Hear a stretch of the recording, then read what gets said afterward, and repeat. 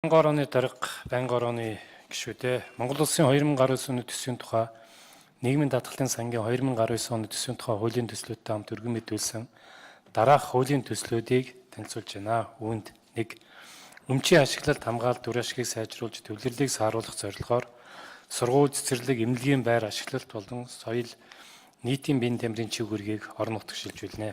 Орон нутагт үйл ажиллагаа явуулж байгаа ерөнхий боловсролын сургууль, хүүхдийн цэцэрлэг, эмнэлэг, хүүхдийн байгууллага, газар зохион байгуулалтын албаны байр ашиглалтын зардал болон орон нутгийн музей, соёлын төв, номын сан, театр, биеийн тамир, спортын байгууллагын үйл ажиллагааны урсгал зардлыг орон нутгийн төсвөөс санхүүжүүлж шаардлагатай хөрөнгийг орон нутгийн суурь зардал нэмж тусгахаар тооцоо.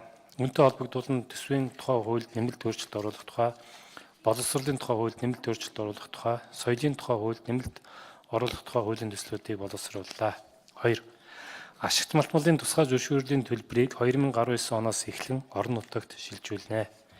Төсвийн тухай хуулийн 23.4.7 дахь заалтанд ашигт малтмалын хайгуулын болон тусгай зөвшөөрлийн төлбөрийн орлогын 50%-ийг төсвийн тухай хуулийн 60 дугаар зүйлийн 62.7 заасны дагуу аймаг нийслэлийн орон нутгийн хөгжлийн санд хуваарлах хуулийн зохицуулалтаа бөгөөд энэ нь 2020 оноос эхлэн мөрдөгдөнө. Хуулийн хэрэгжилтийг 1 жилээр наашлуулж ашигт малтмалын хуулийн хайгуулын тусгай зөвшөөрлийн төлбөрийн орлогын 50%-ийг 2019 онд 2020 онд 100% тухайн хайгуулын талбай оршиж байгаа орон нутгийн төсөвт шилжүүлэх.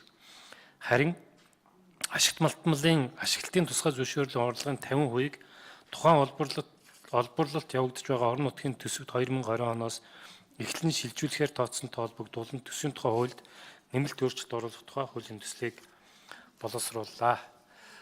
3. Зарим хуулийн төслийн хуулиудын хэрэгжилтийг хойшлуулна. Олон улсын санхүүгийн байгууллагуудтай хамтран хэрэгжүүлж байгаа хөтөлбөрийн хүрээнд тавигдсан шаардлага нөхцөлийн дагуу засгийн газрын өрийг буруулж Монгол банкны алдагдлыг багасгах зорилгоор улсын их хурлаас 2016 оны 1-р сарын 25-ны өдөр баталсан ирээдүйн тэтгэврийн нөөц сангийн тухай хуулийг 2021 оны 1-р сарын 1-ний өдрөөс хэрэгжиж эхлэхээр хойшлуулж байгаатай холбогдуулан ирээдүйн тэтгэврийн нөөц сангийн тухай хуульд өөрчлөлт оруулах тухай, засгийн газрын тусгай сангийн тухай хуульд өөрчлөлт оруулах тухай, төсвийн тухай хуульд өөрчлөлт оруулах тухай хуулийн төслийг боловсруулсан болно. 4.